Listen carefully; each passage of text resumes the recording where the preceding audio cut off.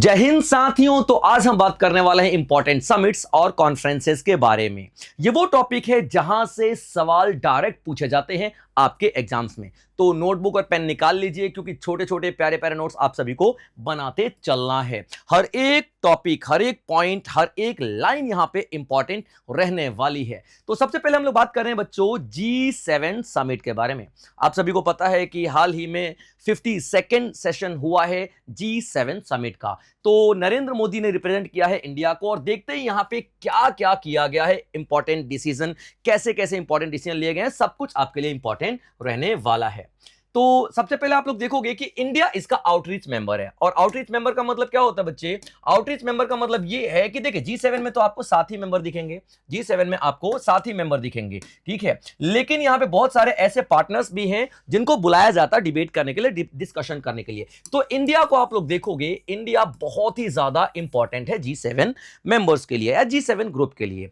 तो अभी इंडिया 2019 के बाद की बात करें तो इंडिया को 2019, 20, 21, 20 में नहीं बुलाया गया था, सॉरी 2019 क्योंकि 20 में कोविड आ गया था, ठीक है। तो 20, 21, 22, 23, 24, 25, 26 यानी 7वीं बार, 7th टाइम्स लगातार यहां पर इंडिया को बुलाया गया है डिबेट में पार्टिसिपेट करने के लिए, डिस्कशन में पार्टिसिपेट करने के लिए। तो आप समझो कि इंडिया की इकोनॉमिक कंडीशन कितनी ज्यादा मजबूत है G7 मेंबर्स के लिए। तो यहां पे आप देखोगे इंडिया को बुलाया गया है। तो ये एक आउटरीच सेशन था, ये एक आउटरीच सेशन था और 52nd G7 समिट था। आउटरीच सेशन जैसा कि मैं आपको बता चुका हूं कि इसमें वो मेंबर्स भी आते हैं, वो कंट्रीज भी आती हैं जो कि मेंबर ना होते हुए पार्टनर्स हैं। क्लियर है पॉइंट? कहां पे कंडक्ट किया गया? तो एवियन फ्रांस में कंडक्ट किया गया और जिसकी थीम आप लोग देखोगे forging new partnerships and rebuilding international solidarity. यानी कि हमें ग्लोबल लेवल पे नए पार्टनरशिप की शुरुआत करनी पड़ेगी, सॉलिडेरिटी की शुरुआत करनी पड़ेगी क्योंकि ये इंटरनेशनल लेवल पे बहुत ज्यादा जरूरी हो चुका है। आप लोग देखिए जिस तरीके से ईरान और यूएस का प्रॉब्लम चल रहा है, आप रशिया यूक्रेन का प्रॉब्लम चल रहा है, डेफिनेटली हमें नए पार्टनरशिप की जरूरत पड़ेगी। डेफिनेटली हमें यहां पे इंटरनेशनल लेवल पे अपने रिलेशनशिप को रीबिल्ड करने की जरूरत पड़ेगी। तो यही आप लोग देखोगे 52nd session of the G7 summit में। अब देखिए यहां पे इंडिया ने क्या कोर मैसेज दिया है। इंडिया का यहां पे ये कहना है कि देखो सर, रिसोर्सेज की कमी ग्लोबल लेवल पे बिल्कुल भी नहीं है, हमारे पास रिसोर्सेज बहुत ज्यादा हैं। प्रॉब्लम है तो क्या है? ट्रस्ट की। रिसोर्सेज बहुत ज्यादा हैं। फॉर एग्जांपल अगर हमें यूरेनियम चाहिए तो भाई हम ताइवान के साथ या फिर चाइना के साथ रिश्ते अच्छे कर सकते हैं, ठीक है। नॉट यूरेनियम, ठीक है। कोबाल्ट चाहिए या फिर कोई जो बैटरी बनाने वाला या जो रेयर अर्थ मिनरल चाहिए, इन सब के लिए हम लोग क्या कर सकते हैं? ताइवान के साथ दोस्ती कर सकते हैं, चाइना के साथ दोस्ती कर सकते हैं। अगर हमें यूरेनियम चाहिए तो हम लोग कनाडा के साथ अच्छी दोस्ती कर सकते हैं। सब कुछ आप लोग देखोगे यहां पे, यानी कि हमारे पास रिसोर्सेज किसी ना किसी कंट्री के पास तो अवेलेबल हैं। कमी क्या है? ट्रस्ट की। तो हम ट्रस्ट को रीबिल्ड करें तो सारे के सारे रिसोर्सेज को हर एक कंट्री यहां पे इस्तेमाल कर सकती है। तो यहां पे आप लोग देखोगे कि इंडिया ने साफ बोला है trust is the greatest strategic asset. सबसे बड़ी एसेट, सबसे बड़ी प्रॉपर्टी, सबसे बड़ी दौलत हमारी कुछ है तो वो है इंटरनेशनल लेवल पे ट्रस्ट। लैक ऑफ रिसोर्सेज नहीं है भाई, लैक ऑफ ट्रस्ट है जिसकी वजह से हम लोग प्रॉब्लम को फेस करते हैं। Clear point? इंडिया ने यहां पे इक्वालिटी को सपोर्ट किया है, म्यूचुअल रिस्पेक्ट, शेयर्ड रिस्पॉन्सिबिलिटी को बहुत ज्यादा प्रमोट किया है। इंडिया ने यहां पे ग्लोबल साउथ की आवाज बनने की कोशिश किया है। इंडिया ने अफ्रीका के साथ पार्टनरशिप को बढ़ावा देने की कोशिश किया है। ये सारे के सारे इंपॉर्टेंट पॉइंट्स आप लोग इंडिया से रिलेटेड देखोगे। उसके बाद आप लोग देखोगे इंपॉर्टेंट आउटकम्स क्या है। तो इंपॉर्टेंट आउटकम्स में आप सबसे पहले देखोगे कनाडा के साथ। कनाडा के साथ हम लोगों ने कौन कौन से रिलेशन मेंटेन किया, फिर कौन कौन से एग्रीमेंट किए हैं। देखिए बच्चों, दो तरीके के इकोनॉमिक पार्टनरशिप आप लोग देखते हो कई बार, ठीक है। एक तो आता है आपका कॉम्प्रिहेंसिव इकोनॉमिक पार्टनरशिप एग्रीमेंट, ठीक है। एक आता है इकोनॉमी की जगह आप लोग क्या लिख दोगे? ट्रेड एग्रीमेंट, ठीक है। याद रखना, दो तरीके के इकोनॉमिक एग्रीमेंट आप लोग देखोगे। एक होता है आपका कॉम्प्रिहेंसिव इकोनॉमिक पार्टनरशिप एग्रीमेंट और दूसरा क्या होगा? Comprehensive economic trade agreement. जब भी हम लोग ट्रेड एग्रीमेंट की बात करते हैं तो याद रखिएगा ट्रेड का मतलब क्या होता है? सामान खरीदना और सामान बेचना, दैट्स इट। तो यहां पे हम क्या बात करेंगे? याद रखिएगा। और मैं डिफरेंस क्यों बता रहा हूं? ताकि आगे जब यूके के साथ ट्रेड होगा साइन, तो यूके के साथ ट्रेड एग्रीमेंट साइन हुआ है, यानी कि कॉम्प्रिहेंसिव इकोनॉमिक ट्रेड एग्रीमेंट। लेकिन हम कनाडा की बात कर रहे हैं, कनाडा के साथ क्या साइन हुआ है? Comprehensive economic partnership agreement. याद रखिएगा, पार्टनरशिप एग्रीमेंट।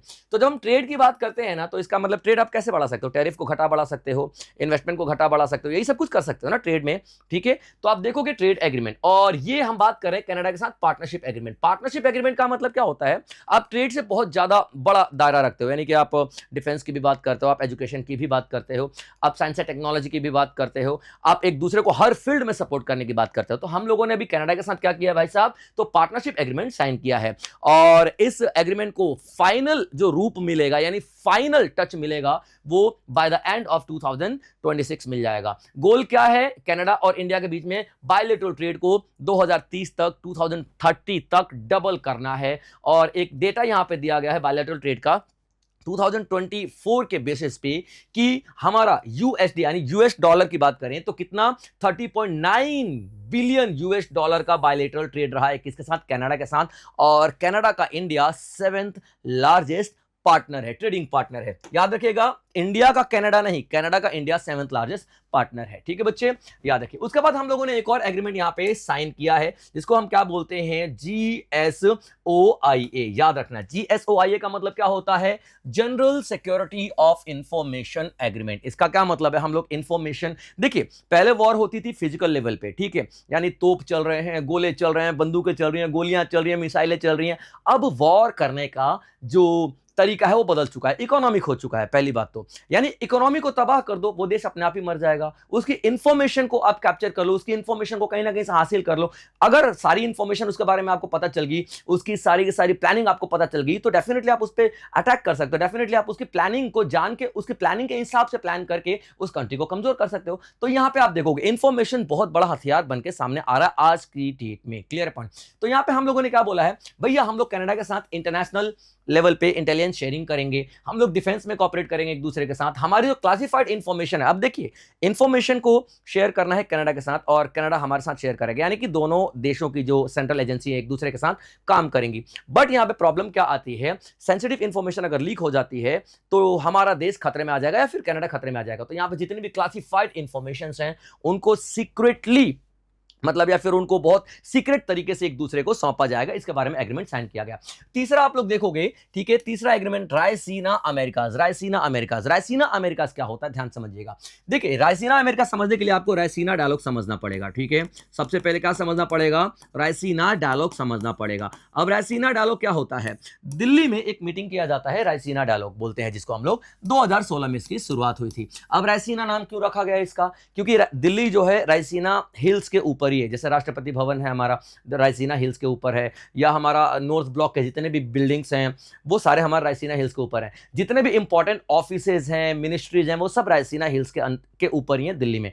तो वहीं पर एक मीटिंग कंडक्ट किया जाता है जहां पे देश विदेश से बहुत सारे नेता आते हैं। तो दो तरीके की मीटिंग रायसीना डायलॉग्स में किया जाता है। एक आप लोग देखोगे ट्रैक 1, ठीक है, ट्रैक 1 मीटिंग देखोगे। ट्रैक 1 मीटिंग मिनिस्टर्स की होती है, यानी अलग अलग देशों के मिनिस्टर्स ट्रैक 1 मीटिंग में मिलते हैं। उसके बाद आप देखोगे ट्रैक 2 मीटिंग, ठीक है बच्चे, ट्रैक 2 मीटिंग। ट्रैक 2 में जितने भी एक्सपर्ट्स होते हैं अलग अलग देश के, वो सभी यहां पे मिलते हैं। तो यहां पे उसी पॉइंट पे हम लोगों ने एक शुरुआत किया है रायसीना अमेरिका का ट्रैक 1.5, यानी कि रायसीना अमेरिका एक ऐसी मीटिंग हम लोग शुरुआत करने वाले हैं जिसमें 1.5 ट्रैक 1.5 की बात करेंगे। ट्रैक 1.5 का मतलब जहां पे मिनिस्टर्स और एक्सपर्ट्स दोनों मिलके एक साथ बात करेंगे, अलग अलग देशों से लोग बुलाए जाएंगे। तो यहां पे देखोगे आप रायसीना अमेरिका की बात होगी, ट्रैक 1.5 डायलॉग की बात होगी। क्लियर पॉइंट यहां पे याद रखेंगे। उसके बाद यहां पे इंडियन ओशन रिम एसोसिएशन में अभी आप देखोगे कि कनाडा पार्टनर नहीं है, तो इंडिया पूरी कोशिश कर रहा है कि IORA यानी कि इंडियन ओशन रिम एसोसिएशन में पार्टनरशिप दिया जाए, किसको, कनाडा को, और इसके लिए काफी ज्यादा इंडिया सपोर्ट कर रहा है। रिम एसोसिएशन की बात कर लेते हैं तो हेडक्वार्टर इबिन दिखेगा मॉरिशस में, और इसमें 23 कंट्रीज आपको मेंबर के रूप में नजर आएंगी। क्लियर बच्चे यहां पे। चलिए अब कनाडा के साथ एक और एग्रीमेंट आप लोग देखोगे यूरेनियम को लेकर के। तो देखिए इंडिया के पास यूरेनियम नहीं है, हम सभी को पता है डेफिनेटली, ठीक है। तो हम लोग यहां पे क्या कर रहे हैं, कनाडा के साथ यूरेनियम को लेकर के एक एग्रीमेंट साइन कर रहे हैं जिसको हम क्या बोलेंगे, यूरेनियम सप्लाई एग्रीमेंट। तो कनाडा की जो कंपनी है उसका नाम क्या है, कैमिको कॉर्पोरेशन ने पार्टिसिपेट किया है, और यहां पे इंडिया के साथ department of atomic energy, clear point याद रखना, department of atomic energy India की तरफ से और कनाडा की तरफ से कैमिको कॉर्पोरेशन, ये दोनों ने मिलकर के साइन किया एक एग्रीमेंट। और एग्रीमेंट का टाइम टेन्योर रहेगा 2027 से लेकर के 2035 तक, याद रखेगा पॉइंट। और वैल्यू रहेगी 2.6 बिलियन कैनेडियन डॉलर की। इंपॉर्टेंट पॉइंट सारे के सारे याद रखेगा। तो कनाडा के साथ आप लोग देख चुके हो। अब हम देखते हैं यूके के साथ। तो याद रखेगा मैंने थोड़ी देर पहले आप लोगों को कॉम्प्रिहेंसिव इकोनॉमिक पार्टनरशिप एग्रीमेंट और कॉम्प्रिहेंसिव इकोनॉमिक ट्रेड एग्रीमेंट के बारे में बताया था। ठीक है, तो हमने कनाडा के साथ पार्टनरशिप एग्रीमेंट साइन किया है और यहां पे यूके के साथ हम लोग क्या साइन कर रहे हैं, ट्रेड एग्रीमेंट। क्या साइन करेंगे हम यहां पे, ट्रेड एग्रीमेंट। याद रखना सेम चीज देखो, कॉम्प्रिहेंसिव इकोनॉमिक ट्रेड एग्रीमेंट। ठीक है, याद रखेंगे आप लोग। यानी कि CEPA हम लोगों ने साइन किया था किसके साथ, कनाडा के साथ, और CETA किसके साथ साइन कर रहे हैं, तो यूके के साथ साइन कर रहे हैं। टाइम फ्रेम याद रख लेना, 2035 तक का टाइम टेन्योर यहां पे दिया गया है। और ट्रेड का मतलब जैसे मैंने आप क्या बताया था, आप ज्यादा टैरिफ बढ़ा सकते हो, घटा सकते हो, इन्वेस्टमेंट बढ़ा सकते हो, घटा सकते हो, या फिर आप सर्विस ट्रेड को बढ़ा सकते हो, घटा सकते हो। यही सारी चीजें आप लोग यहाँ पे देखोगे। ठीक है, चलिए आगे देखते हैं बच्चे। यहाँ पे G7 का ओरिजिन देख लेते हैं, कहां से हुआ है। G7 देखिए बच्चे, जब 1973 में ऑयल क्राइसिस चल रहे थे तो ऑयल का जो मार्केट था, गल्फ कंट्रीज बहुत ज्यादा मतलब अपने आप को सुपीरियर समझने लग गई थी। और यहाँ पे यूएस भी था इसमें। ठीक है, याद रखना यूएस ने काफी सपोर्ट किया शुरुआत में, बाद में यूएस को समझ में आ गया कि नहीं यार, अभी गल्फ कंट्री से थोड़ा सा दूरी बना लेना ही हमारे लिए बेहतर है। तो 1970s में जब ऑयल क्राइसिस हुआ तो 1973 में एक डिसीजन लिया गया, क्लियर पॉइंट। और वहीं पे एक ग्रुप बनाया गया G6 के नाम से, G6 याद रखना। तो G7 नहीं बना था, G6 बना था 1975 में। उसके बाद कनाडा आया तो G7 बना। ठीक है, तो France, Germany, Italy, UK, Japan, United, US, ये आप लोग देखोगे क्या है, ये सारे के सारे मेंबर्स हैं। मैं आप लोगों को एक छोटा सा ट्रिक बता देता हूं। ठीक है, ट्रिक के जरिए आप लोग सारे के सारे मेंबर्स का नाम याद रख सकते हो। ठीक है, ट्रिक में आप लोग देखोगे, गर्लफ्रेंड को जूस पिलाओ। क्या पिलाओ, गर्लफ्रेंड को जूस पिलाओ। ठीक है, याद रखना, गर्लफ्रेंड को जूस पिलाओ। ठीक है, याद रखना। जी से जर्मनी, एफ से फ्रांस, जे से जापान, यू से यूके, आई से इटली, सी से कनाडा, और ई से थोड़ा आप लोगों को जुबान को टेढ़ा करके, आजकल स्लैंग में नहीं बोल देते अमेरिका, वैसे बोल देना। ठीक है, तो यहाँ पे ई से अमेरिका आप लोग बोल सकते हो, क्लियर पॉइंट। तो गर्लफ्रेंड को जूस पिलाओ, सारे के सारे मेंबर आपको याद हो जाएंगे। तो 1975 में इसका फॉर्मेशन हुआ, 1976 में कनाडा इसका मेंबर बना तो G7 बना, 1998 में रशिया इसका मेंबर बना तो G8 बना। बट रशिया 2014 में निकल गया। रशिया 2014 में इसलिए निकल गया क्योंकि यहाँ पे रशिया ने क्या कर दिया था, एनेक्सेशन। किसका एनेक्सेशन, किस पे कंट्रोल कर लिया था, किस पे कब्जा कर लिया था, तो क्रीमिया पे कब्जा कर लिया था। क्रीमिया जो एक यूक्रेन का एरिया था, उस पर रशिया ने कंट्रोल कर लिया, कब्जा कर लिया, जिसकी वजह से सारे के सारे मेंबर्स ने यहाँ पे रशिया को बाहर कर दिया। तो ये क्या बन गया, आपका G7 दोबारा से बन गया, क्लियर पॉइंट यहाँ पे। अब देखिए स्ट्रक्चर G7 का कैसा है, कोई समझौता नहीं, कोई ट्रीटी नहीं, कोई चार्टर नहीं, कोई परमानेंट हेडक्वार्टर नहीं। भैया जिसके पास इसकी प्रेसिडेंसी रहेगी वहीं पे इसका हेडक्वार्टर मान लिया जाएगा। यानी कि कोई फॉर्मल एग्रीमेंट नहीं किया गया था, कोई चार्टर नहीं है, कोई रूल रेगुलेशन तो खैर हर एक ऑर्गेनाइजेशन का होता है, लेकिन एक written proper permanent rule regulation यहाँ पे नहीं दिखेगा, क्लियर पॉइंट। पूरी दुनिया का 10% पॉपुलेशन शेयर करता है, नॉमिनल जीडीपी का 43% शेयर करता है। उसके बाद आप लोग देखोगे कि ग्लोबल इकोनॉमी में ट्रेड, इन्वेस्टमेंट की बात करता है, इंटरनेशनल सिक्योरिटी की बात करता है, क्लाइमेट चेंज की बात करता है, एनर्जी सिक्योरिटी की बात करता है, एआई की बात करता है, साइंस एंड टेक्नोलॉजी की बात करता है। हर चीज में आप लोग देखोगे यहाँ पे G7 का। तो इंडिया G7 का आउटरीच मेंबर है। आउटरीच मेंबर का मतलब क्या होता है, जो 7 मेंबर्स के अलावा जो मेंबर्स पार्टिसिपेट करते हैं डिबेट डिस्कशन में, उनकी हम बात कर। 2003 तक इंडिया को कोई नहीं पूछता था यहाँ पे, लेकिन 2003 के बाद जब इंडिया ने अपनी एक इमेज बनानी शुरू की इंटरनेशनल लेवल पे, 2003 के बाद G7 में डिस्कशन करने के लिए इंडिया को बुलाया जाता है। और 2019 से लगातार बुलाया जा रहा है, यानी कि 19-20 में नहीं बुलाया गया था क्योंकि कोविड आ गया था। तो 7 बार लगातार अभी इंडिया को हम लोग यहाँ पे देख चुके हैं। अभी देखेंगे आप लोग नेक्स्ट बॉन क्लाइमेट चेंज कॉन्फ्रेंस की बात करते हैं। बॉन क्लाइमेट चेंज कॉन्फ्रेंस, यहाँ पे आप लोग एक एक शब्द को ध्यान से समझने की कोशिश करोगे। यहाँ पे एक एक वर्ड आपके लिए इंपॉर्टेंट है। जब भी हम लोग कॉप यानी कॉन्फ्रेंस ऑफ पार्टी की समिट होने वाली होती है, जब भी याद रखें, जब भी कॉन्फ्रेंस ऑफ पार्टी की समिट होने वाली होती है तो उसकी एक प्रिपरेटरी मीटिंग की जाती है। ठीक है, कहां पे किया जाता है, जर्मनी के बॉन शहर में किया जाता है। याद रखेंगे, जर्मनी के बॉन शहर में प्रिपरेटरी मीटिंग किया जाता है। तो इस बार भी प्रिपरेटरी मीटिंग किया गया जर्मनी के बॉन में, क्लियर पॉइंट। COP31 होने वाला है, COP31 होने वाला है। कहां पे होने वाला है, तो अंटाल्या टर्की में होने वाला है, अंटाल्या टर्की में होने वाला है। तो इसी की प्रिपरेटरी मीटिंग है कौन सी, बॉन क्लाइमेट चेंज कॉन्फ्रेंस। ये 8 जून से लेकर के यानी 8 जून से लेकर के 18 जून के बीच में 2026 में आप लोग देखोगे, क्लियर पॉइंट। याद रखना कौन कंडक्ट करता है, तो UNFCCC यानी United nation framework convention on climate change की सब्सिडरी बॉडीज इसको कंडक्ट करती हैं। और कौन सा सेशन है, 64th सेशन है, यानी कि 63 सेशंस अभी तक हो चुके हैं, 64th सेशन, इसी वजह से इसको हम क्या बोलते हैं, SB64 कहते हैं, क्लियर पॉइंट। तो बॉन क्लाइमेट चेंज कॉन्फ्रेंस हर साल होता है और बॉन में ही होता है, इसका कोई भी वेन्यू चेंज नहीं किया जाता, क्लियर पॉइंट। यहां पे देखिए, अभी देखिए न्यूज में आप लोग क्या देख रहे हो, क्यों ये ज्यादा चर्चे में आ रहा है, क्योंकि देखिए यहां पे ना क्लाइमेट एडेप्टेशन की बात की जा रही है, यानी कि एडेप्टेशन फाइनेंस की बात की जा रही है। आप देखोगे बॉन में होता है, UNFCCC कंडक्ट करता है, मैं आप लोगों को बता चुका हूं। यहां पे देखिए एक बात रखेगी, global global climate and health alliance के द्वारा एक बात लिखेगी। इसने क्या बोला है ग्लोबल लेवल पे, इंटरनेशनल लेवल पे global climate and health alliance ने क्या बोला है, सर आपको एडेप्टेशन फाइनेंस बढ़ाना पड़ेगा। अब ये एडेप्टेशन फाइनेंस क्या है? देखिए बच्चों, जब 19th और 20th सेंचुरी में इंडस्ट्रियलाइजेशन बढ़ रहा था तो यूरोप की जितनी भी बड़ी बड़ी कंट्रीज थी उन लोगों ने इंडस्ट्रियलाइजेशन को बहुत ज्यादा बढ़ावा दिया। अब इंडस्ट्रियलाइजेशन को बढ़ावा देने की वजह से हुआ क्या, ग्लोबल टेम्परेचर यानी कि जो हमारा पूरे ग्लोब का टेम्परेचर है वो बहुत ज्यादा बहुत तेजी से बढ़ने लग गया था, यानी ग्लोबल वार्मिंग काफी ज्यादा बढ़ने लग गई थी। आप लोगों ने वहां पे देखा है।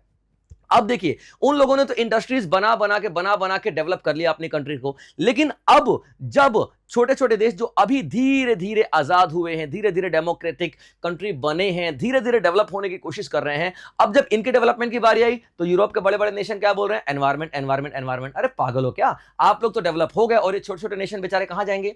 कहां जाएगा इंडिया जो कि अभी डेवलपिंग है, अभी भी हम लोग कोल ज्यादा इस्तेमाल करते हैं। रेलवे के बाद सबसे ज्यादा एम्प्लॉयमेंट की बात करें ना तो हमारे कोल इंडस्ट्री से ही होता है। हम कैसे अभी एनवायरमेंट को इतना ज्यादा सपोर्ट कर सकते हैं? हाँ नो डाउट हम लोग अपनी जिम्मेदारी निभाएंगे, पेड़ ज्यादा से ज्यादा लगाएंगे, लेकिन हम यहाँ पे कोयला को इस्तेमाल करना नहीं छोड़ सकते भाई, सीधी सीधी बात ये है। ठीक है, करेंगे, ठीक है, 25-30 साल बाद जब हम लोग भी डेवलप हो जाएंगे, जब हमारे पास एम्प्लॉयमेंट जनरेशन अच्छा खासा हो जाएगा और हम लोग non renewable sources of energy से रिन्यूएबल सोर्स ऑफ एनर्जी की तरफ शिफ्ट कर जाएंगे, सब कुछ आप लोगों को दिखेगा यहाँ पे, नो डाउट। लेकिन अभी इंडिया इस हालत में नहीं है कि भाई हम लोग non renewable source of energy यानी कोल पेट्रोलियम वगैरह को छोड़ के सीधा रिन्यूएबल सोर्स ऑफ एनर्जी पे चले जाएं, ऐसा नहीं है। ठीक है, तो भाई यूरोप में जब इंडस्ट्रियलाइजेशन था उन लोगों ने ज्यादा एटमॉस्फेयर खराब किया है, इस वजह से उन लोगों को यानी डेवलप्ड नेशन को, डेवलपिंग नेशन को क्या देना पड़ेगा? पैसा देना पड़ेगा, क्योंकि भाई एनवायरमेंट आपने खराब किया है, हमारा भी और आपका भी। ठीक है, इसको हम लोग क्या बोलते हैं? एडेप्टेशन फाइनेंस बोलते हैं। तो याद रखिएगा 2021 में COP26 में डिसाइड किया गया था कि एडेप्टेशन फाइनेंस कितना होना चाहिए,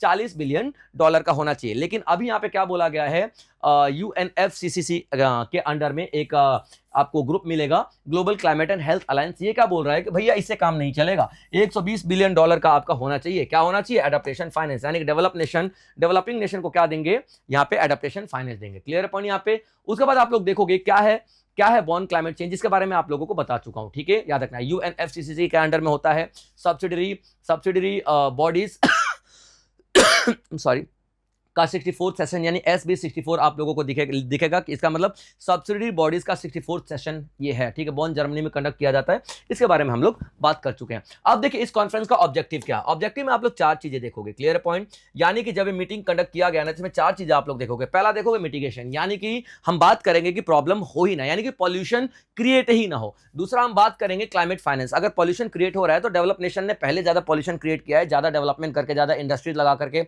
ज्यादा उद्योग लगा करके। ठीक है, तो उन लोगों को फाइनेंस करना पड़ेगा क्लाइमेट को ठीक करने के लिए, यानी पैसे वो लोग भरेंगे क्लाइमेट को ठीक करने के लिए, ज्यादा पेड़ लगाने के लिए, ज्यादा पॉल्यूशन को कंट्रोल करने के लिए। Clear point? लॉस कितना हो रहा है, डैमेज कितना हो रहा है, जस्ट ट्रांजिशन के ऊपर बात होगी। जस्ट ट्रांजिशन का मतलब क्या होता है? देखो, from non renewable sources of energy to renewable sources of energy का ट्रांजिशन। जैसे कि इंडिया है अभी कोयले पे ज्यादा डिपेंड करता है भाई, नो डाउट। हम कितना भी झूठ बोल रहे हैं कि नहीं we are Indians and over and above, हम लोग ओवर एंड अबव हैं, हम लोग विश्व गुरु हैं, नहीं है भाई, नहीं है। ये बात समझने की जरूरत है हमें। ठीक है, अभी भी मैंने आपको थोड़ी देर पहले बताया रेलवे के बाद सबसे ज्यादा अगर इंप्लॉयमेंट जनरेशन कहीं पे है तो हमारे कोल डिपार्टमेंट में है। याद रखिएगा, कोयले पे हम अभी बहुत ज्यादा डिपेंड हैं और डेवलपिंग कंट्री हैं। अगर अभी कोयले को हटा दिया जाए कि भाई हम कोयला इस्तेमाल नहीं करेंगे, हम लोग खाली विंड एनर्जी इस्तेमाल करेंगे, सोलर एनर्जी इस्तेमाल करेंगे, हमारी इकोनॉमी ठप हो जाएगी। ट्रस्ट में हमारी इकोनॉमी ठप हो जाएगी, तो हम अभी ये ट्रांजिशन नहीं कर सकते हैं। तो ट्रांजिशन जो होना चाहिए ना डेवलपिंग नेशन के लिए, अंडर डेवलप नेशन के लिए, जस्टिफाइबल होना चाहिए भाई। एटलीस्ट जस्टिफाई तो करे ना,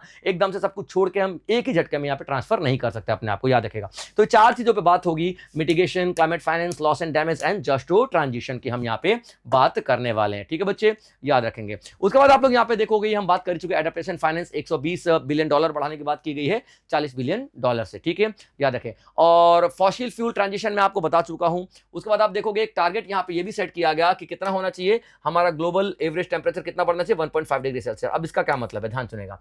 ठीक है, 1.5 डिग्री सेल्सियस गोल क्या मतलब है? देखिए हम लोग जब भी बात करते हैं किसी भी चीज की ग्रोथ की, तो एक बेस ईयर ले लेते हैं। जैसे कि हम जीडीपी की बात करते हैं, बेस ईयर हमारा अभी 22-23 जाएगा, ठीक है। पहले 11-12 हुआ करता था, 22-23 जाएगा, यही जाएगा ना, ठीक है। सीपीआई का 23-24 जाएगा, 23-24 जाएगा, और हमारा डब्ल्यूपीआई का, पीपीआई का 22-23 ईयर जाएगा। तो हम बेस ईयर लेते हैं ताकि उस बेस ईयर के कंपैरिजन में हम लोग ग्रोथ को देख सके, इन्फ्लेशन को देख सके, यही होता है ना।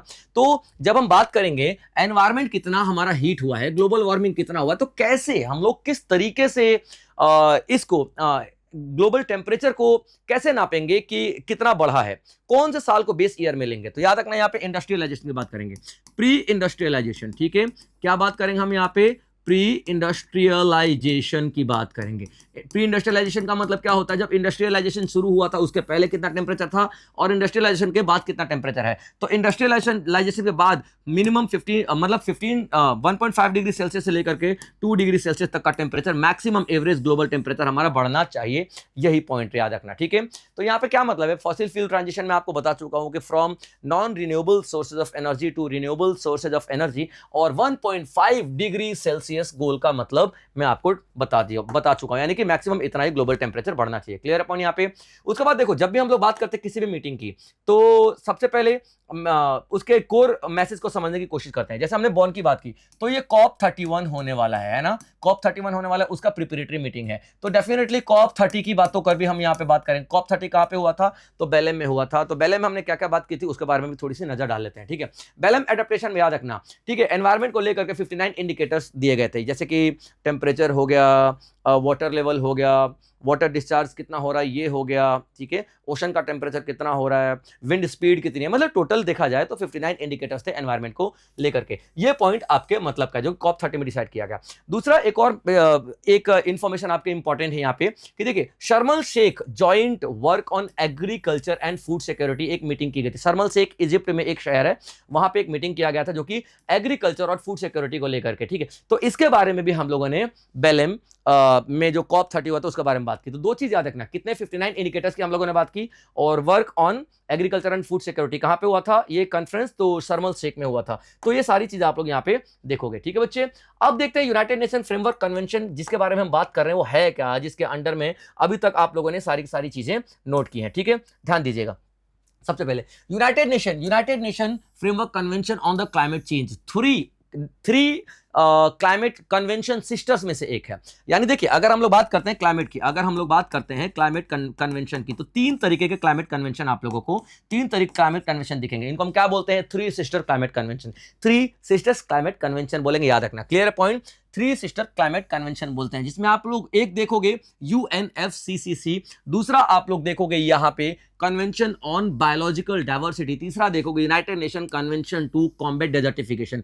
तो पहला और दूसरा और तीसरा, तीन कन्वेंशन आप लोग देखोगे, तो ये थ्री सिस्टर कन्वेंशन कहा जाता है, ठीक है। ये सब डिसीजन कब लिया गया था? तो 1992 में एक हमारा अर्थ समिट, या यूं कह लिए पहला अर्थ समिट 1992 में हुआ था, रियो डी जेनेरियो में, जो फोर्स में आया था 1994 में। Clear point? याद रखना। इसमें टोटल कितने मेंबर्स ने सिग्नेचर किया था? तो 198 पार्टीज ने सिग्नेचर किया था। Clear point? ये सारी चीजें आपके लिए इंपॉर्टेंट हो जाती हैं, ठीक है बच्चे, हर चीज आपके लिए इंपॉर्टेंट है।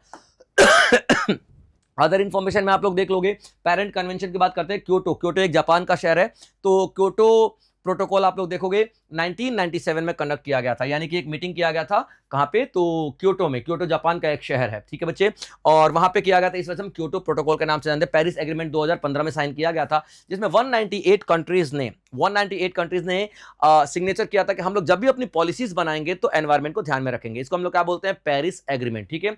अब जितने भी कॉन्फ्रेंस ऑफ पार्टीज हुई हैं उनके बारे में डिटेल देख लीजिए, क्योंकि सारे कॉन्फ्रेंस ऑफ पार्टीज इंपॉर्टेंट नहीं है, जितनी इंपॉर्टेंट है वो सारी आपके लिए मैं लिख करके ले आया हूं, ठीक है। देखिए, COP 3 आप लोग देखोगे, COP 3 क्योटो प्रोटोकॉल 1997 में साइन हुआ था, वो COP 3 था। COP 21 पेरिस एग्रीमेंट की बात करेंगे हम लोग, ठीक है, याद रख लेना, 2015 पेरिस एग्रीमेंट। उसके बाद COP 26 ग्लासगो में हुआ था, ग्लासगो यानी कि स्कॉटलैंड में हुआ था, याद रखेंगे, ठीक है।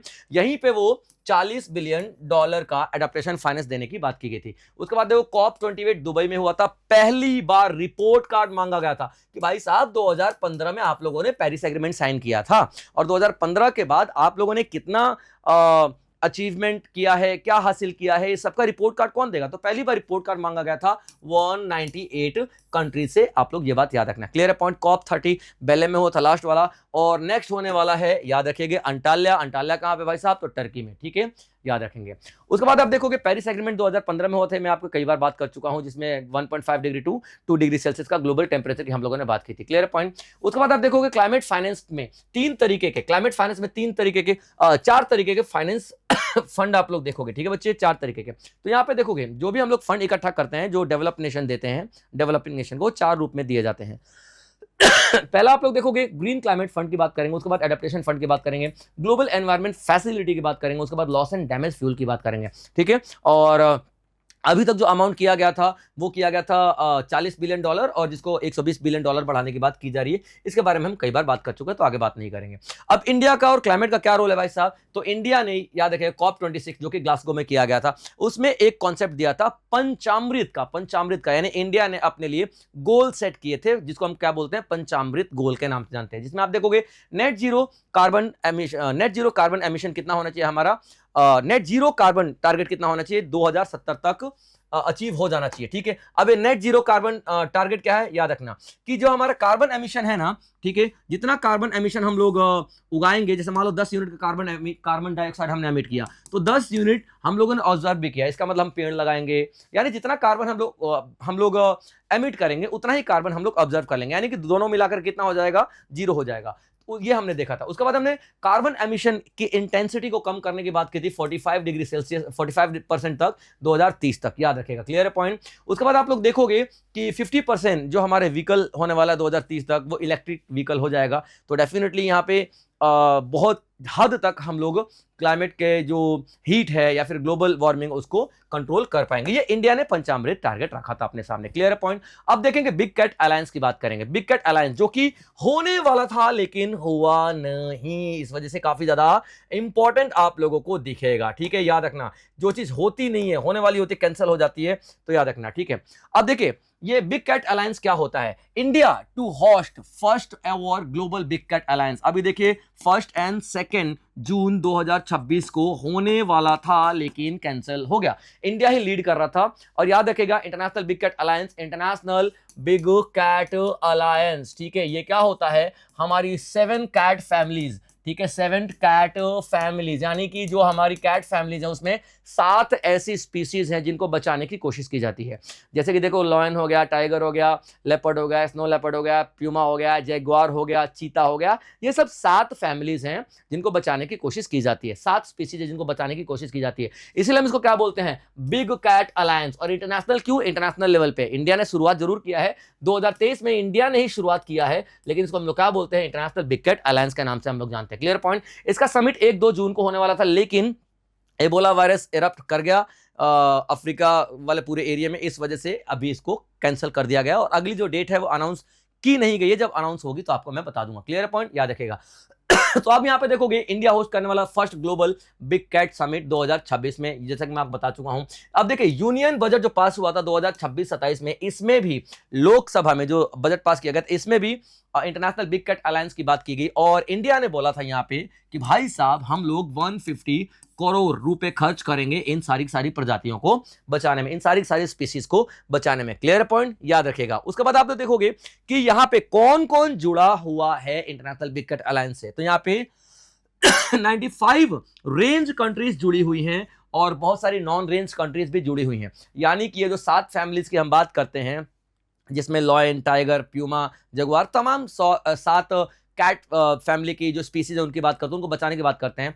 इसमें 95 रेंज कंट्रीज का मतलब क्या होता है? जहां पे इन 7 में से कोई ना कोई स्पीसीज है। किसी कंट्री में टाइगर है, किसी कंट्री में लॉयन है, किसी कंट्री में पैंथर है, किसी कंट्री में स्नो लेपर्ड है, किसी कंट्री में लेपर्ड है, किसी कंट्री में चीता है, किसी कंट्री में आपका जगुआर है। ये अलग अलग कंट्रीज में, उनको क्या बोलेंगे हम लोग? Range countries. लेकिन यहाँ पे नॉन रेंज कंट्रीज ने भी बहुत ज्यादा सपोर्ट किया है, पार्टिसिपेट किया है अभी इंटरनेशनल लेवल पे इन सारी कैट फैमिलीज को बचाने के लिए। क्लियर पॉइंट, याद रखेगा। अब आप यहां पे देखोगे, ठीक है, कि इवेंट डिटेल्स और वेन्यू, एक और इवेंट की हम यहां पे बात करते हैं, ठीक है। एक 5 दिन का इवेंट डिटेल किया गया था। अभी मैं 1 और 2 जून की बात नहीं कर रहा हूं, ये तो कैंसिल हो गया, लेकिन ये 1 और 2 जून में जो इवेंट होने वाला था जो कैंसिल हो गया, उसको प्रिपेयर करने के लिए उसका प्रिपरेटरी मीटिंग एक और कंडक्ट किया गया था कि भाई यहाँ पे 1 और 2 मीटिंग में हम लोग क्या करने वाले हैं उसका डिटेल पहले हम लोग डिसाइड कर ले। तो प्रिपरेटरी मीटिंग किया गया था, याद रखना 5 दिन का एक मीटिंग कंडक्ट किया गया था फरवरी 9 से लेकर के 13, यानी फरवरी 9 से 9, 10, 11, 12, 13 5 दिन का एक मीटिंग किया गया था फरवरी में। कहां पे किया गया था?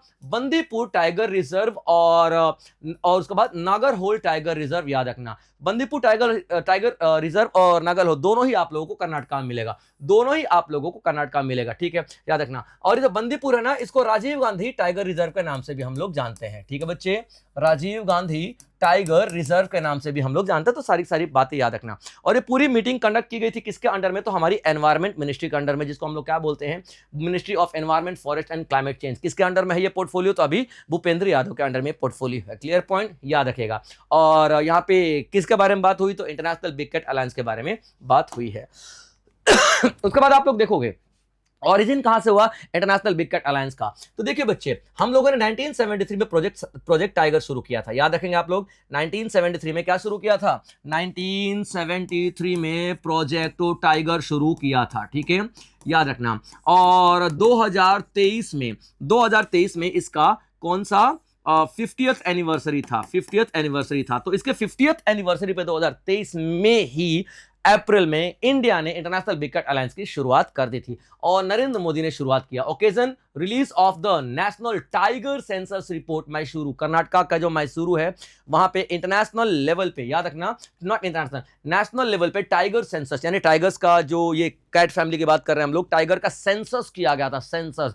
तो सेंसस रिपोर्ट जारी किया गया। कब किया गया था? याद रखेगा, तो मैसूरू में किया गया था। और कब किया गया था? हमने यहां पे टाइगर प्रोजेक्ट शुरू किया था 1973 में, जिसका 50वां साल गिरा, यानी कि एनिवर्सरी हम लोग सेलिब्रेट कर 2023 में मैसूरू कर्नाटका में। वहीं पर टाइगर का सेंसस रिपोर्ट भी प्रेजेंट किया गया और वहीं पे इंटरनेशनल बिग कैट अलायंस की शुरुआत भी आप लोग देखोगे। क्लियर पॉइंट यहां पे याद रखना, इंपॉर्टेंट पॉइंट है, ठीक है बच्चे। चलिए आगे देखेंगे। और इंटरनेशनल बिग कैट अलायंस का जो मीटिंग है वो मतलब हेडक्वार्टर जो आपको दिल्ली में दिखेगा। अब देखिए कॉन्सेप्ट क्या है। तो कॉन्सेप्ट मैं आपको बता चुका हूं, 95 बिग कैट रेंज कंट्रीज हैं और नॉन रेंज कंट्रीज, सब मिल करके इन 7 कैट फैमिलीज को बचाने की पूरी कोशिश करेंगे। क्लियर पॉइंट, याद रखना। और यहां पे कुछ इंटरनेशनल ऑर्गेनाइजेशंस भी है। देखिए कंट्रीज तो सपोर्ट में है, इंटरनेशनल ऑर्गेनाइजेशन तो 9 इंटरनेशनल ऑर्गेनाइजेशंस भी हैं और इंडिया ने 150 करोड़ की बात की है, जैसा कि मैं आप लोगों को बता चुका हूं, ठीक है। अब देख लेते हैं 7 फैमिलीज की बात करें। 7 फैमिली में आप लोग देखोगे स्पीसीज में tiger, lion, leopard, snow leopard, चीता, जगुआर, प्यूमा, ये सब आप लोग देखोगे। Clear point. उसके बाद जो 5 हैं, 7 में से 5 इंडिया में पाए जाते हैं, जिसमें टाइगर, आशियाटिक, लॉयन। याद रखना लॉयन 2 तरीके के होते हैं, एक अफ्रीकन और एक आशियाटिक। तो आशियाटिक वाला इंडिया में मिलता है, अफ्रीकन वाला इंडिया में नहीं मिलता है, ठीक है। तो tiger, Asiatic lion, leopard, snow leopard, चीता, ये 5 स्पीसीज है जो इंडिया में पाई जाती हैं और बाकी सारी इंडिया में नहीं पाई जाती हैं। एक इंपॉर्टेंट इंफॉर्मेशन आप लोग यहां पे देख लोगे, क्योंकि यहां पे जब रिपोर्ट पेश की गई थी तो ये काफी ज्यादा मुझे लगा, इस वजह से मैंने आप लोगों को बता दिया, ठीक है। देखिए कि जो जितने भी स्पीसीज हैं उनकी जितने भी स्पीसीज हैं उनका जो गेस्टेशन पीरियड है, यानी कि वो कितने टाइम में बच्चे पैदा करते हैं, इसी बात पर तो डिपेंड करता है ना कि उनकी पॉपुलेशन घटेगी, बढ़ेगी, एंडेंजर्ड होगी, एक्सटिंक्ट होगी, सब कुछ। यहाँ पे आप देखोगे टाइगर का जो गेस्टेशन पीरियड है बच्चों 95 डे से लेकर के 110 दिन तक। चीता का देखोगे आप लोग यहाँ पे 90 से 95 दिन तक है। लेपर्ड का देखोगे 90 से 105 दिन तक का है। लॉयन का देखोगे 100 से 110 डेज का है। स्नो लेपर्ड का देखोगे 90 से 105 डेज का है। यानी कि इतने टाइम में इनकी पॉपुलेशन को बढ़ाया जा सकता है, क्योंकि इनका गेस्टेशन पीरियड आप लोगों को यही नजर आएगा। क्लियर पॉइंट बच्चे। कंजर्वेशन स्टेटस की अगर हम बात कर लेते हैं या फिर लीगल प्रोटेक्शन की बात कर लेते हैं, तो याद रखना IUCN एक लिस्ट जारी करता है। IUCN एक लिस्ट जारी करता है, क्लियर पॉइंट, यानी कि international union for conservation of nature, IUCN list जारी करता है। एंडेंजर्ड लिस्ट का मतलब क्या होता है? जो कि वो स्पीसीज जो कि खतरे में है। वल्नरेबल का मतलब क्या होता है? खतरे में है लेकिन एंडेंजर्ड थोड़े से कम। नियर थ्रेटन, समझ में आ गया आप लोगों को, खतरे के बिल्कुल पास ही हैं। लीस्ट कंसर्न मतलब खतरा तो है लेकिन बहुत थोड़ा कम खतरा है। और लीगल प्रोटेक्शन इंडिया की बात करते हैं तो इन सब जो भी प्रजातियां, जो भी स्पीसीज खतरे में है, उनको बचाने के लिए यहाँ पे वाइल्ड लाइफ प्रोटेक्शन एक्ट 1972 डाला गया था। और इसके शेड्यूल 1 और 4 में, यानी protection wild life protection act 1972 के शेड्यूल 1 और 4 में जिन स्पीसीज को डाल दिया गया है उनको स्पेशल ध्यान दिया जाता है उनके कंजर्वेशन के लिए, याद रखें। क्लियर पॉइंट यहाँ पे। उसके बाद यहाँ पे साइट्स के अपेंडिक्स 1, जो साइट्स रिपोर्ट है उसके अपेंडिक्स 1 में भी आप लोग देखोगे तो सेम चीज है। हम लोग यहाँ पे वाइल्ड लाइफ प्रोटेक्शन एक्ट 1972 में नेशनल लेवल पे बात करते हैं और यहाँ पे हम लोग इंटरनेशनल लेवल पे प्रोटेक्शन की बात करेंगे। क्लियर पॉइंट, याद रखेगा। इसके बारे में हम बात कर ही चुके हैं। प्रोजेक्ट टाइगर 1973 में हम लोगों ने शुरू किया था। एशियाटिक टाइगर हमारे यहाँ पे मिलता है, स्नो लेपर्ड यहाँ पे मिलता है, सब कुछ आप लोग देखोगे। प्रोजेक्ट चीता की बात करें तो प्रोजेक्ट चीता हम लोगों ने री इंट्रोडक्शन किया था, यानी कि हम लोगों ने चीता को 1952 में इंडिया में चीता एक्सटिंक्ट हो गया था, यानी कि हम लोगों ने क्या बोल दिया था भाई साहब, ये खत्म, ठीक है, यानी कि चीता है ही नहीं। लेकिन 2022 में आप लोगों ने देखा होगा, ठीक है, हम लोगों ने नामीबिया से, कहां से, नामीबिया से कितने चीते मंगाए थे, तो 8 चीते मंगाए थे, और साउथ अफ्रीका से हम लोगों ने 12 चीते मंगाए थे। और कहां पे मंगाए थे, तो कूनो नेशनल पार्क एमपी में मंगाए थे, ठीक है, कूनो नेशनल पार्क एमपी में हम लोगों ने मंगाए। तो ये पूरा पॉइंट आप लोग देखोगे तो यहाँ पे चीता री इंट्रोडक्शन प्रोग्राम जो 2022 में हम लोगों ने शुरू किया था, ठीक है बच्चे, याद रखिए। उसके बाद इंडिया ने नेशनल टाइगर कंजर्वेशन अथॉरिटी भी बनाया था, ठीक है, एनटीसीए 2005 में बनाया था, जो कि 2005 के बाद 2006 में अप्लाई किया गया था। 2006 में ये एक लीगल अथॉरिटी यानी स्टैट्यूटरी बॉडी बन गया था। इसको काम सौंपा गया था NTCA, national tiger conservation authority को, कि भाई साहब तुम एक काम करो, टाइगर के पॉपुलेशन को कंट्रोल करो। टाइगर कोई पॉपुलेशन जिस तरीके से बढ़ रही है, उन सारी पॉपुलेशन को जो घट रही है, उन सारी पॉपुलेशन को रीजन ढूंढो क्यों घट रही है। यहाँ पे इनकी एनिमल पोचिंग हो रही है, स्मगलिंग हो रही है, इनके स्किन के लिए मारा जा रहा है, क्या हो रहा है, तो सारा ध्यान कौन रखता है, नेशनल टाइगर कंजर्वेशन अथॉरिटी ध्यान में रखता है। क्लियर पॉइंट, याद रखेगा, सारी चीजें आप लोगों के लिए इंपॉर्टेंट हो जाती हैं। उसके बाद आप देखोगे वर्ल्ड इकोनॉमिक फोरम, अगला आता है वर्ल्ड इकोनॉमिक फोरम, काफी इंपॉर्टेंट आर्टिकल है और एग्जाम ओरिएंटेड भी है। देखो वर्ल्ड इकोनॉमिक फोरम क्या है, इंटरनेशनल लेवल पे बहुत सारी कंट्रीज यहाँ पे आती हैं, बट यहाँ पे आती है तो किस लिए आती हैं, देखिए जब भी हम लोग एक तो पहली बात मैं आपको बता दूं, ये एक एनजीओ है, यानी कि एक एनजीओ है, यानी कि एनजीओ क्या होता है भैया, सरकारी डिपार्टमेंट थोड़ी है, यानी यहाँ पे गवर्नमेंट के बंदे थोड़ी आते मिलने के लिए सिर्फ, है ना। तो यहाँ पे देखो वर्ल्ड इकोनॉमिक फोरम है, यहाँ पे प्राइवेट कंपनियां भी मिलने के लिए आती हैं इस मीटिंग में, उसके बाद अलग अलग गवर्नमेंट भी आते हैं, अलग अलग एक्सपर्ट भी आते हैं, यानी कि ओपन मंच है पूरी दुनिया के लिए, ओपन मंच है, याद रखिएगा ओपन मंच। तो यहाँ पे 19 से लेकर के 23 जनवरी 2026 में ये 19, 20, 21, 22, 23 यानी 5 दिनों के लिए आप देखोगे ये वर्ल्ड इकोनॉमिक फोरम ऑर्गेनाइज किया गया था। क्लियर पॉइंट, हर साल एक ही जगह पे किया जाता है, यानी कि दावोस स्विट्जरलैंड में किया जाता है, इसलिए हम इसको दावोस समिट भी बोलते हैं। अब देखते हैं वर्ल्ड इकोनॉमिक फोरम क्या है, एक एक चीज आप लोगों के लिए इंपॉर्टेंट हो जाएगी। अच्छा, वर्ल्ड इकोनॉमिक फोरम का जो टैगलाइन है वो भी आप लोग देख लीजिएगा, committed to improving the state of the world, यानी हम दुनिया की कंडीशन को इंप्रूव करना चाहते हैं, इसीलिए ये एनजीओ की तरीके से काम करता है, ये एक तरीके का एनजीओ है, किसी गवर्नमेंट की अथॉरिटी नहीं है इसके ऊपर, ये एनजीओ है, ये बात आप लोग याद रखेंगे, ठीक है। चलिए, तो अब है क्या वर्ल्ड इकोनॉमिक फोरम है का, एक एक चीज आप लोग यहां पे ध्यान देंगे। चलिए अब देखेंगे, सबसे पहले क्या मैंने आपको क्या बताया था, एनजीओ है, यानी कि ये पब्लिक और प्राइवेट कॉर्पोरेशन के लिए बात करेगा। पब्लिक प्राइवेट कॉर्पोरेशन का मतलब यहाँ पे सरकारी डिपार्टमेंट भी होंगे और प्राइवेट डिपार्टमेंट भी होंगे, ठीक है। उसके बाद आप देखोगे ये एक इंटरनेशनल लेवल पे एनजीओ है, यानी किसी गवर्नमेंट के अंडर में काम नहीं करेगा। 1971 में इसको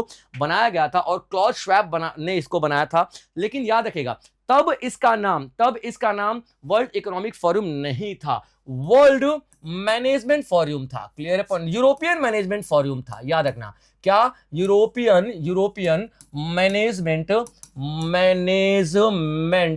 फोरम था, ठीक है, यूरोपियन मैनेजमेंट फोरम था, ये बात याद रखेंगे, ठीक है। 1987 में इसका नाम बदला गया, वर्ल्ड इकोनॉमिक फोरम किया गया, ठीक है। कॉलोनी जेनेवा में इसका हेडक्वार्टर आप लोगों को मिलेगा और हर साल एनुअल मीटिंग डावोस यानी स्विट्जरलैंड में ही किया जाता है। और याद रखिएगा यहां पे डिस्कशन किया जाता है, डिसीजन नहीं लिया जाता, यानी कि कोई कंट्री यहां पे एग्रीमेंट के लिए फोर्स नहीं करेगी, ये बातचीत है, ओके यार मैं चाहता हूं तुम ये करो, तुम चाहते हो ये करो, बातचीत के लिए एक ओपन डिबेटेबल मंच है, याद रखेगा, कोई यहां पे फॉर्मल डिसीजन नहीं लिया जाता है, ठीक है। और इस साल भी वही किया गया, लेकिन इस बार कोई डिसीजन इसलिए नहीं लिया गया बच्चे, क्योंकि इस बार ये प्रॉब्लम चल रही थी उस टाइम पे, ये आप लोगों को याद होगा ग्रीनलैंड यूएस वाला ये सब कुछ वेनेजुएला वाला प्रॉब्लम चल रहा था, तो पूरी दुनिया का ध्यान इस मीटिंग में यही था कि भाई ट्रंप को कैसे समझाएं, यही मुद्दा बनकर रह गया था, इसलिए कोई खास डिसीजन या कोई खास डिस्कशन यहाँ पे हुआ नहीं था, लेकिन वेन्यू वगैरह सब कुछ इंपॉर्टेंट है, याद रखना, ठीक है। तो जनवरी में हर साल होता है दावोस में एनुअल मीटिंग होती है, ऑब्जेक्टिव क्या है, ग्लोबल लीडर्स को यहाँ पे बुलाना, अलग अलग पर्सनालिटीज को यहाँ पे बुलाना, रिसर्चर्स को यहाँ पे बुलाना, स्टेट ऑफ द वर्ल्ड यानी बहुत इंपॉर्टेंट बंदों को यहाँ पर बुलाना, ताकि पब्लिक प्राइवेट कॉर्पोरेशन की बात की जा सके, हम ग्लोबल लेवल पे इकोनॉमिक और एनवायरनमेंट प्रॉब्लम को सॉल्व करने की बात कर सकें, या ये एक ग्लोबल डायलॉग यानी डिस्कशन की बात कर सकें। और डेट आपको मैं बता चुका हूं 19 से 23 जनवरी, और थीम इस बार की थी स्पिरिट ऑफ द डायलॉग, और इंडिया की तरफ से कौन गया था यहाँ पे? प्रहलाद जोशी गए थे। क्लियर है पॉइंट, याद रखना। ये कौन है? हमारे रिन्यूएबल सोर्स ऑफ एनर्जी के मिनिस्टर हैं। क्लियर है पॉइंट, याद रखना, यूनियन मिनिस्टर। तो प्रहलाद जोशी ने इंडिया को रिप्रेजेंट किया था। उसके बाद आप लोग देखोगे रायसीना डायलॉग। रायसीना डायलॉग काफी ज्यादा इंपॉर्टेंट है। जैसा कि मैं आप लोगों को बता चुका हूं, रायसीना क्या है? दिल्ली रायसीना हिल्स के ऊपर ही तो है। मैं आपको बता चुका हूं, दिल्ली रायसीना हिल्स के ऊपर ही है। तो इंडिया अपनी तरफ से ग्लोबल लेवल पे एक मीटिंग बुलाता है दिल्ली के अंदर में, इसीलिए इसको हम क्या बोलते हैं? रायसीना डायलॉग। तो 17 से लेकर के 19 मार्च 2026 में आप लोग रायसीना डायलॉग की बात करोगे। तो रायसीना डायलॉग क्या है? इंडिया का एक फ्लैगशिप कॉन्फ्रेंस, यानी काफी इंपॉर्टेंट कॉन्फ्रेंस है, जिसमें जियो पॉलिटिक्स यानी पूरी दुनिया के देश विदेश से अलग अलग लोग बुलाए जाते हैं जियो पॉलिटिक्स पे बातचीत करने के लिए। जियो इकोनॉमिक्स यानी कि इनकम कैसे बढ़ेगी डेवलपिंग कंट्रीज की, लीस्ट डेवलप कंट्रीज की, या जो गरीब देश है उनकी इनकम कैसे डेवलप होगी, मैंने सबके बारे में बातचीत किया जाएगी। तो जियो पॉलिटिक्स, जियो इकोनॉमिक्स या एनवायरमेंट, क्लाइमेट, सबके बारे में बात की जाएगी। और ये इंडिया इनवाइट करता है, दिल्ली में बातचीत होती है। तो it is a global platform for leaders, policy makers, expert, thinkers to discuss the most important international issues. यही आपका रायसीना डायलॉग है। ठीक है, कौन कंडक्ट करता है इसको? तो ministry of external affairs conduct करती है, गवर्नमेंट ऑफ इंडिया, आप सभी को पता है। ये क्लियर पॉइंट यहाँ पे किसके साथ मिल करके? तो ऑब्जर्वर रिसर्च फाउंडेशन के साथ मिल करके। क्लियर पॉइंट, याद रखना। मिनिस्ट्री ऑफ एक्सटर्नल अफेयर्स किसके साथ, कौन से फाउंडेशन के साथ मिल करके? तो ऑब्जर्वर रिसर्च फाउंडेशन के साथ मिल करके। इस बार की जो थीम थी 2026 वाली, वो क्या थी? संस्कारा, असर्शन, अकोमोडेशन एंड एडवांसमेंट। यानी कि हम इंटरनेशनल लेवल पे प्रॉब्लम को सॉल्व करते हुए अपने संस्कारों को नहीं छोड़ेंगे। एसर्शन यानी अपनी बात को मजबूती से रखेंगे ग्लोबल लेवल पे। अकोमोडेशन यानी कि हम सबको अकोमोडेट करेंगे, सबके विचारों को, सबके थॉट प्रोसेस को। भाई छोटा कंट्री है, इसका मतलब ये नहीं कि उसके विचार, उसके थॉट प्रोसेस इंपॉर्टेंट नहीं है, सबको अकोमोडेट करना, सबको लेकर के चलना है। एडवांसमेंट की बात हम करेंगे। तो संस्कारा, एसर्शन, अकोमोडेशन, एडवांसमेंट, ये इस बार की थीम थी। क्लियर पॉइंट, याद रखना। मीनिंग मैं आप लोगों को बता चुका हूं। और ये पहली बार 2016 में कंडक्ट किया गया था और उसकी थीम थी नेविगेटिंग पीस, यानी कि पीस लाने की कोशिश करना। तो रायसीना डायलॉग मैं आप लोगों को बता चुका हूं बच्चों, काफी ज्यादा इंपॉर्टेंट है, आप लोग ध्यान से रखिएगा। Clear point. तकरीबन 2700 पार्टिसिपेंट्स आते हैं, तकरीबन 110 कंट्रीज, और कंट्रीज फिक्स नहीं है, नंबर ऑफ कंट्रीज फिक्स नहीं है, कितने भी आ सकते हैं, क्योंकि ओपन मंच है, इंडिया सबको बुलाता है। ठीक है, याद रखेगा।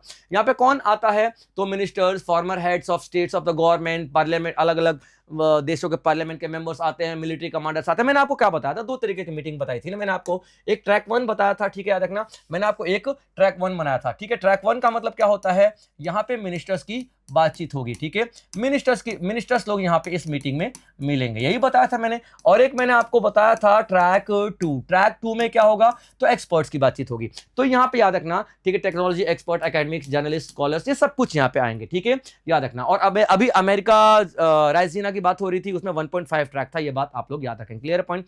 क्यों मैटर करता है? It brings together global leaders, policy makers, expert, सब एक साथ आते हैं भाई साहब, जियो पॉलिटिक्स पे, जियो इकोनॉमिक्स पे, या इंटरनेशनल लेवल पे जो इश्यूज चल रहे हैं, प्रॉब्लम चल रहा है, सबकी बातचीत यहाँ पे की जाती है, सबका सॉल्यूशन निकालने की कोशिश की जाती है। यहाँ पे सिक्योरिटी की, क्लाइमेट की, टेक्नोलॉजी की, ट्रेड की, एनर्जी की, फॉरेन ट्रेड की, हम टैरिफ की, सपोर्ट की, हर चीज की बात यहां पे की जाती है। तो इंडिया का ये इंपॉर्टेंट पहल और काफी ज्यादा इंपॉर्टेंट रहा है, याद रखेंगे आप लोग। ठीक है बच्चे, चलिए उसके बाद आप लोग देखोगे 6 पिलर्स दिखेंगे यहाँ पे रायसीना डायलॉग के, यानी 6 पिलर्स रायसीना डायलॉग में मिलेंगे। यानी इस बार हम लोगों ने 6 पॉइंट्स को बहुत ज्यादा ध्यान में रखा था। तो अगर आपसे पूछा जाए कितने पिलर्स हैं, तो 6 पिलर्स। पहला पिलर आप लोग देखोगे पॉलिटिक्स इंटरप्टेड, यानी कि भाई साहब अभी जो पॉलिटिक्स, जो ग्लोबल लेवल पे पॉलिटिक्स चल रही है, बहुत कॉन्फ्लिक्ट है, बहुत डिप्लोमेसी का बहुत गंदा इस्तेमाल किया जा रहा है भाई, इन सब के बीच में हमें ट्रस्ट को बिल्ड करना पड़ेगा अलग अलग नेशंस पे, यानी कि हम भरोसा करना पड़ेगा। थोड़ी देर पहले इंडिया ने क्या बताया था, मैंने आपको बताया था G7 में, कि भाई रिसोर्सेज बहुत है, रिसोर्सेज की कमी नहीं है, कमी है तो ट्रस्ट की कमी है। तो आप लोग ट्रस्ट बिल्ड करो, रिसोर्सेज अपने आप आपके अंडर में आ जाएंगे। क्लियर है पॉइंट। उसके बाद टेक्नोलॉजी को बढ़ावा देने की बात करेंगे, इनोवेशन की बात करेंगे, ठीक है। उसके बाद टर्बुलेंट वर्ल्ड की बात करेंगे, यानी कि जिस तरीके से पूरी दुनिया की इकोनॉमी हिली पड़ी है, इनस्टेबल हो चुकी है भैया, उसको स्टेबल करने की कोशिश करो, स्टेबल करने की बात करेंगे, डेवलपमेंट की बात करेंगे, इंक्लूजन यानी इंक्लूसिव डेवलपमेंट की बात करेंगे, लीस्ट डेवलप कंट्रीज हो गए, डेवलपिंग नेशन हो गए, इन सब को भी डेवलप करने की बात की जाएगी। ऐसा नहीं कि खाली बड़े बड़े नेशन और ज्यादा डेवलप हो रहे हैं, नहीं भाई, सब कुछ आप लोग यहाँ पे देखोगे। ठीक है, क्लाइमेट चेंज, ग्रीन ट्रांजिशन की बात करेंगे, क्लाइमेट चेंज जिस तरीके से ग्लोबल वार्मिंग बढ़ रही है, क्लाइमेट चेंज और उस पर बात करेंगे हम लोग। ग्रीन ट्रांजिशन की बात करेंगे, यानी कि from renewable, non renewable sources of energy to renewable sources of energy, shifting की हम यहाँ पे बात करेंगे। उसके बाद मल्टीलैटरलिज्म री इमेजिन की बात करेंगे, यानी कि भाई साहब हर एक कंट्री का यहाँ पे सब डेवलपमेंट होना चाहिए, किसी एक कंट्री की बात नहीं होनी चाहिए। तो 6 थीमेटिक पिलर आप लोग याद रखोगे। पॉलिटिक्स इंटरप्टेड, ठीक है, technology and innovation, the turbulent world, उसके बाद development and inclusion, climate change and green transition, multilateralism, री इमेजिन। ये सारी पॉइंट आप लोग यहाँ पे याद रखने वाले हो। क्लियर है बच्चे? चलिए, सब आपके लिए इंपॉर्टेंट रहने वाला है। उसके बाद आप लोग देखोगे बच्चे यहाँ पे इंडिया एआई इंपैक्ट समिट, ठीक है, very very very very very very very important, जो कि 16 से लेकर के 20 फरवरी 2026 में आप लोग इसको देखोगे। Clear point? कहां पे किया गया था? तो दिल्ली के भारत मंडपम में किया गया था। और याद रखना है, दिल्ली ये एआई इंपैक्ट समिट है, यानी कि एआई का हमारी सोसाइटी पे क्या इंपैक्ट पड़ने वाला है, पॉजिटिव नेगेटिव, सबके बारे में हम यहाँ पे डिस्कशन किए थे। काफी इंपॉर्टेंट है, याद रखेंगे आप लोग, ठीक है। तो किसके अंडर में ऑर्गेनाइज किया गया था? तो ministry of electronics and information technology, जिसको आप लोग शॉर्ट में माइटी के नाम से जानते हो, इन कोलैबोरेशन विद बहुत सारे नेशनल और इंटरनेशनल पार्टनर्स यहाँ पे आए थे, ठीक है, जिसमें वर्ल्ड बैंक, आईएमएफ वगैरह सब कुछ आप लोग यहाँ पे देखेंगे। पार्टिसिपेट की बात करते हैं तो यहाँ पे कोई ऐसा क्राइटेरिया नहीं था कि आप ही लोग पार्टिसिपेट कर सकते, यहाँ पे कोई भी पार्टिसिपेट कर सकता था। यानी कि आप देखो, global leader, policy maker, industry expert, कोई भी जो छोटे मोटे स्टार्टअप किया हुआ बंदा भी आएगा, अपना स्टार्टअप यहाँ पे दिखाएगा, उसको फंड मिलेगा। तो आप लोग देखोगे हर किसी को यहाँ पे पार्टिसिपेट करने के लिए बुलाया गया था। इंटरनेशनल ऑर्गेनाइजेशन पूरे दुनिया से बुलाए गए थे, और ऑब्जेक्टिव क्या था, मेन मकसद क्या था? प्रमोट करना इंक्लूसिव एआई फॉर डेवलपमेंट। याद रखेगा, इंक्लूसिव एआई फॉर डेवलपमेंट, और foster global corporation for equitable awareness, या फिर इक्विटेबल एआई एक्सेस, यानी कि हर किसी के पास एआई एक्सेस हो। और एआई एक्सेस कैसे होगा भाई साहब? एआई एक्सेस ऐसे होगा कि एक तो बहुत सस्ता होगा या तो फ्री होगा। तो हम ऐसा एआई बनाएंगे जो या तो सस्ता हो या तो फ्री हो। दूसरा आप लोग देखोगे हर एक लैंग्वेज में होगा, तभी ना यार, गांव वाले भी उसको इस्तेमाल कर सकते हैं, गरीब देश भी उसको इस्तेमाल कर सकते हैं, अलग अलग लैंग्वेज में होगा। अगर इंग्लिश में ही होगा तो भैंस चराने वाला बंदा, गाय चराने वाला बंदा एआई का कैसे इस्तेमाल करेगा? अगर वो इस्तेमाल नहीं कर पा रहा तो एआई इंक्लूसिव कैसे हुआ? ठीक है, तो इन सारी बातों पर हम लोगों ने ध्यान देने की कोशिश किया है, और यही हमारा ऑब्जेक्टिव था, ठीक है। हम लोगों ने 3 सूत्रों पर बात की, यानी कि मेन 3 चीजें हम लोगों ने यहां पे देखी है कि एआई कैसा होना चाहिए। एआई पीपल ओरिएंटेड होना चाहिए भाई, लोगों के लिए होना चाहिए, लोगों के लिए, यानी कि इंडिविजुअल को एम्पावर करे, कम्युनिटी को एम्पावर करे, स्किल्स बढ़ाए, एजुकेशन बढ़ाए, अपॉर्चुनिटी सभी को दे, ठीक है। तो पीपल, प्लैनेट, जिसको हम लोग P3 के नाम से भी जानते हैं, ठीक है, क्या नाम से जानते हैं? P3 के नाम से भी हम लोग यहाँ पे जानेंगे। और प्लैनेट के लिए होना चाहिए, प्लैनेट के लिए क्या होना चाहिए भैया? हम लोग प्लैनेट में जैसे कि मौसम कैसा होने वाला है उसके बारे में पहले प्रिडिक्शन हो जाए with the help of AI, agriculture हमारा इंप्रूव हो जाए, ठीक है, हम लोग वेदर फोरकास्टिंग कर सकें, सब कुछ आप लोग देख सको एआई के जरिए। तो यहाँ पे पीपल, प्लैनेट, और तीसरा आप लोग देखोगे, ठीक है, ये बच्चे सूत्र यहां पे नहीं है, ठीक है, ये थोड़ा सा कुछ मिस्टेक है, ये शायद वो प्रिंटिंग में आ गया, कोई बात नहीं, ठीक है, याद रखना, मैं लिख लेता हूं प्रोग्रेस, ठीक है बच्चे, प्रोग्रेस, याद रखना। 3 सूत्र हैं, कौन कौन से? पीपल, प्लैनेट एंड प्रोग्रेस, याद रखोगे तीनों सूत्र। प्रोग्रेस का मतलब एआई प्रोग्रेस करने के लिए होना चाहिए, और सभी के प्रोग्रेस करने के लिए होना चाहिए, इंक्लूसिव प्रोग्रेस करने के लिए होना चाहिए भाई साहब। ऐसा नहीं कि कोई डेवलप नेशन है ज्यादा वो प्रोग्रेस कर रहा है, और डेवलपिंग नेशन है कम प्रोग्रेस कर रहा है, और अंडर डेवलप नेशन और कम प्रोग्रेस कर रहा है, ठीक है, ऐसा नहीं होना चाहिए। तो पीपल, प्लैनेट और ये प्रोग्रेस, 3 पिलर्स आप लोगों को यहाँ पे दिखेंगे, जिनको हम लोग क्या बोलते हैं? 3 सूत्रास के नाम से भी जानते हैं। तो एआई इंपैक्ट समिट में 3 सूत्र आप लोगों को यहाँ पे देखने को मिलेंगे, ठीक है बच्चे। उसके बाद आप देखोगे यहाँ पे इन 3 सूत्रों को आगे चल के 7 चक्रास में बांटा गया। ये भी थोड़ा मिसप्रिंट है, ये 7 चक्र है, 7 सूत्र नहीं है, ठीक है। मैंने जिसको प्रिंट करने के लिए दिया था, आई थिंक उसने यहाँ पे सूत्र लिख दिया है, वो 3 सूत्र थे, ये सूत्र नहीं बते, चक्र हैं, ठीक है। 7 चक्रास याद रखेंगे आप लोग, क्या? 7 चक्रास। तो 7 चक्रास यानी कि जो 3 सूत्र हैं, ठीक है, पीपल, प्लैनेट और प्रोग्रेस, उनको आगे चल के 7 चक्रास में बांटा गया है। यानी कि कैसा होना चाहिए एआई? इंक्लूसिव ग्रोथ, सभी को लेकर के चले, सभी की ग्रोथ को लेकर के चले, छोटा कंट्री, बड़ा country, medium, developing, least develop, सबको लेकर के चले।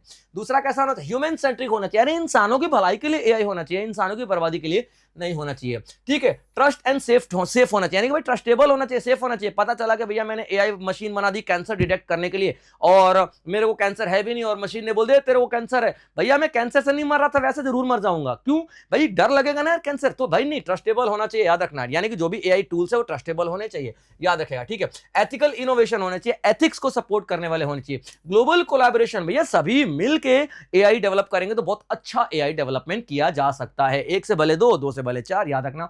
सस्टेनेबल डेवलपमेंट के लिए होना चाहिए, यानी सस्टेनेबल फ्यूचर के लिए होना चाहिए।